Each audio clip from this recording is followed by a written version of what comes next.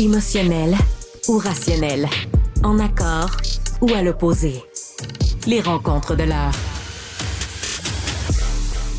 Alors, c'est la formule pour parler des nouvelles aménagements des rapports entre les conjoints, le droit parental. Est-ce que le gouvernement va marier de force les gens qui ne sont pas mariés pour autant, mais qui ont des enfants?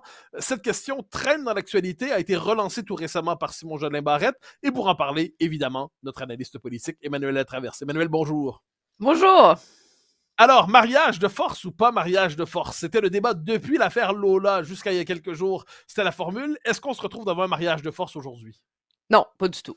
Puis je pense que c'est là que... mais c'est la ligne de fracture. C'est est-ce que M. Jolin Barrette aurait dû imposer un mariage de force? Parce que dans les faits, il y a comme passé... Tu sais, il y a une raison pour laquelle aucun gouvernement avait voulu résoudre ce dilemme-là, parce que c'est tellement difficile de trouver un régime qui protège l'unité d'une famille, parce que c'est là tout le débat, sans imposer un mariage de force. Puis moi, je crois qu'il a réussi à le faire. C'est comme passer un fil dans un chat d'une aiguille. Parce que finalement, toute la logique de ce que met en place M. Jolin Barrette, c'est que ça s'appuie sur deux choses. C'est qu'au Québec, il faut préserver le choix de ne pas se marier. Puis la preuve, c'est qu'on est quand même la société occidentale qui a le plus faible taux de mariage au monde. Avec 44 des couples qui sont en union libre, c'est plus que la Suède, c'est incomparable. Alors, de toute évidence, il y a une volonté profonde des Québécois de ne pas se marier. Parce qu'en plus, maintenant, tu peux te marier civilement. Maintenant, c'est super facile de se marier. Tu n'es même plus obligé d'aller à l'église. Là. Alors, comment préserver ça? Mais comment mettre en place un régime où, objectivement, si un couple se sépare avec des enfants, bien, les enfants ne sont pas pris dans le milieu du divorce en termes de niveau de vie, en termes de logement principalement et tout le reste. Et là, c'est là, moi, je pense que c'est intéressant ce qu'il propose, c'est qu'il dit, à partir du moment où il y a des enfants, le concept de patrimoine familial s'inscrit de manière réduite parce que ça devient la résidence familiale et ce qui vient avec. Donc, la maison, les meubles, les autos. Donc, madame qui gagne 400 000 par année et monsieur qui en gagne 110, ben, il ne se fait pas mettre dehors à aller habiter dans un 4,5 puis que les enfants vivent la moitié du temps dans le 4,5 dégueulasse puis pendant qu'ils vivent dans la grosse cabane avec maman. C'est ça l'idée. Alors, ça, moi, je trouve que c'est très, très bien parce qu'on vient trouver une façon de protéger les enfants, mais tout ce qui touche accumulation individuelle de la richesse, pension, REER et etc., il les maintient à l'extérieur. Donc, ce n'est pas couvert par cette idée qu'à partir du moment où tu as des enfants, tu deviens une famille au sens large. Et c'est par ce biais-là qu'il fait le pari de différencier le mariage de l'union de fait.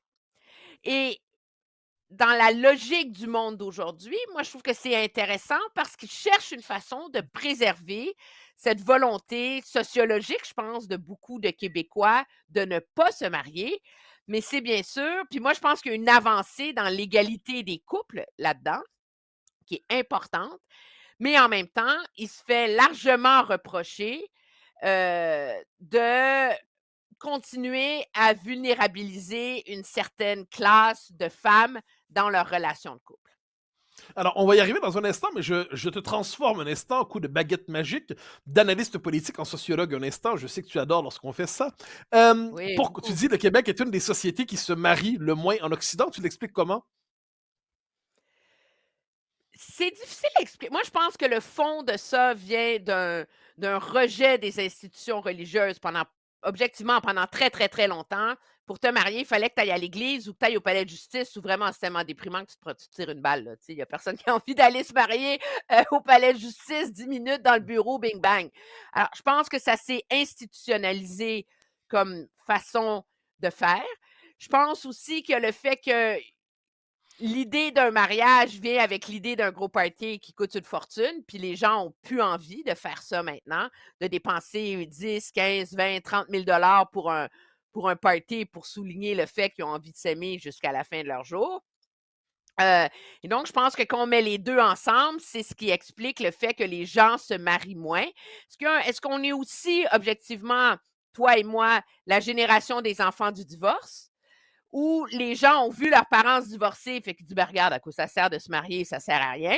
Donc, je pense qu'on met tout ça ensemble.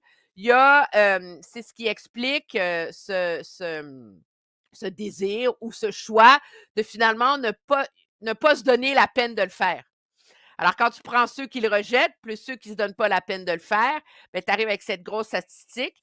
Puis, est-ce qu'il y a aussi, moi, je pense, un désir chez certains et certaines maintenant de se soustraire aux obligations du mariage qui viennent avec cette idée que tes REER, tes fonds de pension et tout ça, à partir du moment où tu signes le papier puis que tu es marié, font partie du patrimoine familial puis que tu les sépares en deux. Alors, je pense que c'est la raison pour laquelle M. Jolin Barrette a choisi de les sortir de ce calcul-là. Puis, dans mon esprit, on est quand même, les femmes n'ont plus, on est encore dans un monde où, moyennement, sur l'ensemble de la société, les femmes gagnent moins. Les femmes ont encore plus de responsabilités en termes de charge des enfants. Le monde dans lequel on se dirige ressemble de moins en moins à ça. Il suffit de regarder la composition des strates Oui, mais universitaires on est aujourd'hui. encore Le dans monde une réalité. Mais on est encore on est dans un une moment de bascule réalité, complet. dans un moment de bascule, mais donc, je comprends l'argument, mais moi, je pense que c'est important de préserver cette idée de choix-là dans la société. Puis ce qui est intéressant, c'est que ceux qui s'insurgent et qui déplorent le fait qu'on n'a pas mis en place un régime qui va, entre guillemets, marier les gens de force, comme il y a dans le reste du Canada, où quand ça fait 2 ans que tu habites ensemble, tu es considéré common law spouse. Donc, tu es marié par le common law. La vie fait que tu es comme si tu étais marié. Font valoir que les femmes n'auront pas accès aux fonds de pension, les femmes n'auront pas accès aux REER, et etc. Mais moi, je pose la question à l'envers. Dans un régime où il y a de plus en plus de femmes, objectivement, qui gagnent le même salaire ou plus que leur mari, il y a un avantage pour les femmes aussi de pouvoir, elles, accumuler une richesse qui leur est propre. Et ça, c'est comme si on n'en tenait pas compte. Et la bascule de ça, c'est de dire que même dans les couples de médecins ou les couples d'avocats, qui gagnent du gros blé, là, donc où tu n'as pas un immense déséquilibre de part et d'autre, que même dans ces cas-là, les femmes gagnent moins puisque c'est les femmes qui s'occupent des enfants. Mais écoutez, les amis, là, par où passe la quête pour l'égalité des femmes? Est-ce que la quête pour l'égalité des femmes va passer par le fait de dire qu'on va entretenir cette logique sociologique, toi qui aimes ça, selon laquelle c'est la maman qui a la responsabilité première de gérer et de couver le nid familial, et que c'est la maman qui doit faire financer sa retraite et une partie de sa vie par papa? Ou c'est par là que passe l'avancement des femmes, que les femmes aient accès à la moitié de la richesse de leur mari? Ou l'avancement des femmes passe par le fait de petit à petit, ça prend plus de temps, en venir à continuer ce rééquilibrage des rôles dans une famille pour que ce ne soit plus systématiquement la maman qui finit par casquer puis à payer pour le fait d'avoir des enfants. Moi, je pense qu'en termes d'avancement social pour les femmes en général, c'est un incitatif bien supérieur que propose le ministre Jolin Barrette en disant vous avez le droit de ne pas vous marier. C'est un choix que vous faites, mais si c'est un choix, assumez-le. Et Alors, vivez avec justement, les conséquences. alors, deux choses. Donc, il y a pas un décalage d'un côté entre ce que tu nous dis là. D'un côté, tu as répété la prière attendue. Certes, les femmes sont encore dans une situation d'infériorité relative. J'ai pas dit ça. J'ai dit sur la moyenne de la Bien société, sûr. les femmes gagnent moins. C'est Mais- pas une prière incantative, c'est une statistique. Oui, mais j'entends, mais pour toi, c'est un Ouais, effet c'est systémique. C'est un effet discriminatoire et systémique ou c'est un chiffre qui n'a pas de portée sociologique particulière? Ben oui, mais c'est un chiffre qui a une portée inévitable à partir du moment où les femmes gagnent moins, les femmes sont moins enrichies dans la société, les femmes ont Mais un je sais, plus grand est-ce que c'est risque le d'approvisionnement. Est-ce que c'est le résultat de milliers et de milliers de décisions individuelles ou d'un système discriminatoire, d'une logique systémique qui défavoriserait les femmes? Moi, je pense que il y a une partie de ça qui est le fruit d'une logique sociologique, selon laquelle depuis, on est encore dans une logique où, dans beaucoup de couples, même et surtout peut-être de manière plus criante dans des couples à plus haut revenu, où on peut se permettre de sacrifier un salaire. Parce que si tu parles de 2 personnes qui gagnent 40 000 par année, là, Madame, elle restera pas à la maison pour s'occuper des enfants, là. On s'entend? Ils ont besoin du revenu de maman. C'est l'idée des garderies, puis des CPE et de tout le reste. Le risque, c'est dans les familles à plus haut revenu où on peut sacrifier une partie d'un salaire pour qu'un des deux reste à la maison et s'occupe des enfants. On est encore dans une logique où dans la société, c'est généralement un choix, une responsabilité qui finit par incomber aux femmes plutôt qu'aux hommes. Pourquoi? Ben regarde, je pense que c'est le fruit de l'histoire. Là. Je ne suis pas sociologue de l'accès à l'égalité des femmes, mais c'est quand même une réalité aujourd'hui. Mais mon inquiétude, c'est qu'à partir du moment où tu maries les gens de force, où tu fais que de ne pas être marié, c'est la même chose que d'être marié, ben, tu n'as aucun incitatif à contrer ce phénomène-là. Ouais. Alors, parlons logement, Mais il y puisqu'il a nous une reste chose quelques que je vais minutes. ajouter Ah, par ailleurs. Il y ajoute, a une ajoute. erreur, parce que je ne peux pas juste lancer des fleurs. Il y a une erreur, dans mon avis, dans la réforme du ministre Jolin Barrette, c'est qu'elle ne va s'appliquer qu'à partir de 2025. Et pour te joindre à ça, si tu as déjà des enfants aujourd'hui, il faut qu'il y ait un opting in. Il faut que tu ailles remplir des formulaires pour le faire. Je pense que c'est très onéreux, que la majorité des gens ne le feront pas et qu'ils se privent d'une occasion très simple de protéger davantage d'enfants au Québec et que ça aurait été beaucoup plus facile et peut-être plus avisé de faire l'inverse, qui est un opting out, de dire que ça s'applique à toutes les familles du Québec et que si tu veux t'en retirer, tu as juste à signer un papier. Moi, j'ai hâte de voir si c'est pas là qu'aura lieu des compromis lors des auditions parlementaires. Alors, c'était une analyse inattendue sur une question, tu l'en prends sous un autre angle que celle qu'on entend généralement. Maintenant, Mais c'est parlons le but de notre logement, chronique. parlons, mais j'ai bien compris, parlons logement, parlons Ottawa, parlons de quoi se mêle-t-on encore, et parlons en plus de la mauvaise manière de se mêler de ce qui ne les regarde pas en plus. J'ai présenté Ben, la chose très honnêtement. ben oui, toujours, toujours.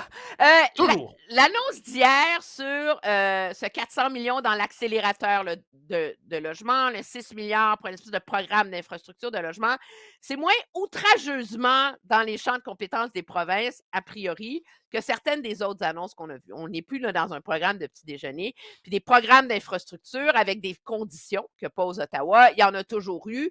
C'est pas nouveau, les infrastructures routières, etc. Ça vient de partenariats où c'est cofinancé par. Mais ce qu'il y a de particulier, premièrement, dans ce programme-là, c'est que le fameux 5 milliards là, pour aider à la construction de logements, ben, il fait par la porte d'en avant ce qu'il disait qu'il n'allait pas faire la semaine dernière. Tu te rappelleras, la semaine dernière, j'avais le lieutenant politique Pablo Rodriguez en entrevue au bilan, puis il dit calmez-vous au Québec, la charte des locataires, vous n'en voulez pas. De toute façon, il n'y a pas de coût associé à ça. Vous avez juste à pas signer, puis on s'en fout. Tu sais, si le chapeau ne vous fait pas, mettez-le pas. Ah, tu dis, wow, OK, ben c'est pas si pire finalement. Mais non. Parce que pour avoir accès aux 5 milliards en construction, il va falloir que tu le laisses signer, la charte des locataires, avec le bail national unique et tout le Ouais. reste qui vient avec. Et sinon, Alors, Ottawa va passer vers les municipalités, si je vois bien. C'est-à-dire. oui, mais il ne peut pas le faire en vertu de comment la loi est écrite et la Constitution est écrite. Il ne peut pas le faire au Québec. Et techniquement, Voilà. il ne devrait pas pouvoir le faire au reste du Canada, mais depuis l'époque où Paul Martin a transféré la taxe sur Bien l'essence aux sûr. provinces, c'est devenu Le un Canada fait des où grandes les villes. autres provinces le tolèrent. Mais de manière plus intéressante là-dedans, c'est quand tu regardes c'est quoi les incitatifs, OK? Pour le 5 milliards, il faut que maintenant des 4 logements soient permis de plein droit. Donc, tu n'as plus besoin de demander des permis. Est-ce que je peux changer le zonage? Tu sais, pour transformer une vieille unifamiliale déglinguée en duplex semi-détaché, là, tu sais, comme on a à NDG. Ça, maintenant, permis de plein droit. Il va falloir augmenter la construction de logements intermédiaires et il va falloir que de plein droit, dès que quelqu'un va prendre un design de maison dans le catalogue que va nous faire Ottawa, autoriser automatiquement. Puis il y a des conditions, il y a des conditions, il y a des conditions. C'est comme si c'est l'anti-libre marché.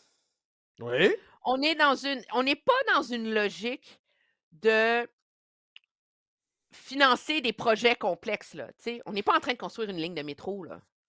Le but, Ouais. c'est de construire des maisons, là. C'est pas compliqué, tu sais. Donc, le problème, en ce moment, c'est l'accès au financement, c'est les incitatifs financiers pour que le logement moins rentable, comme des appartements de 3 chambres à coucher à loyer abordable, les trucs à plus faible revenu, tu sais, le monde qui casque, là, tu sais, donc leur rendre accessible un parc de logements locatifs, donc diminuer le risque financier, c'est une question financière, là, le nœud pour stimuler la construction. C'est pas une question de logique hyper complexe de comment tu finances une ligne de métro. Mais le gouvernement est en train de mettre en place une espèce de régime de planification centrale très Oui. socialisante, en vérité. Ben absolument. Ben c'est le socialisme d'Ottawa. C'est le socialisme qui ne porte pas ce nom à Ottawa, mais qui veut tout planifier, en plus dans des domaines qui lui échappent. Il Mais là, conjugue c'est même les pas une défauts question de du domaine, c'est une socialisme et du question, fédéralisme. c'est une question de logique économique. On Oui, est mais les deux dans un ensemble. marché où les développeurs ne rêvent que de construire, le monde ne rêve que de louer. Tout ce dont tu as besoin, c'est un petit boost, tu sais? Et au lieu de dire: «On va faire ça hyper simple, OK? Accès, financement, nananana», on présume que des villes on présume de la mauvaise foi collective, ce que tu me diras est peut-être pas totalement fou furieux compte tenu des délais et des délires de certaines municipalités dans leur façon de gérer les trucs. Mais au lieu de faire une espèce de tu sais, un one shot deal, je sais pas, fais un sommet, fais quelque chose, fais un pacte national, tu sais, arrange-toi là pour que tout le monde soit d'accord, puis tout le monde embarque, puis après ça, tu fais un programme super simple. On est dans un régime de paperasse, de contre-vérification, d'entente, de ci, de ça. C'est rendu que même les maires disent: «Écoutez, arrêtez, on n'en peut plus, là, c'est tellement compliqué qu'on n'est même pas capable». Alors, on demande aux villes de slacker et de simplifier toutes les embûches réglementaires qu'elles mettent en place à la construction, ce qui est une demande légitime. Les villes disent: «OK, c'est correct, on a compris, on va le faire». Mais là, par la porte d'en arrière, on va leur réimposer un autre catalogue de règles et de règlements. Fait que finalement, on n'a rien réglé. Parce qu'on n'est pas capable d'avoir confiance dans une possibilité de libre marché. Et c'est Encore ça une qui est fois, hallucinant. alors encore une fois, pour cette démonstration éloquente du caractère non seulement illégitime, nous le savions, mais absolument inefficace et lourd bureaucratiquement du gouvernement fédéral. Non, Merci du infiniment, cher gouvernement Emmanuel. Trudeau dans son approche actuelle. C'est pas une tout gouvernement fédéral ne serait pas inné Non, à agir comme ça. ils C'est sont le tous choix que fait illégitimes. Non, ils non, mais sont c'est tous le choix illégitimes. que La question est fait de savoir s'ils sont tous inefficaces. le gouvernement Trudeau cherche une façon de pouvoir se donner le crédit de stimuler la construction au Canada. Donc, il faut qu'il se donne une façon de démontrer que lui s'en occupe au-delà que de faire un chèque. Et c'est la raison, finalement, pour laquelle il nous fait des trucs hyper compliqués. C'est pour pouvoir assurer d'obtenir un crédit politique. Et finalement, pour assurer sa survie, il rend ça plus compliqué que ce n'est nécessaire. Oui, bon, cela dit, il y a une dimension de plus, mais on en reparlera, je n'en doute pas un Ça, seul c'est la instant. tienne, c'est pas la mienne. Non, c'est celle qui manque. Cher Emmanuel, au grand plaisir de poursuivre cet échange. Bye bye. Au revoir. Chers amis, c'était un plaisir de vous parler et nous nous retrouvons bien évidemment pour un autre épisode. À très bonne journée.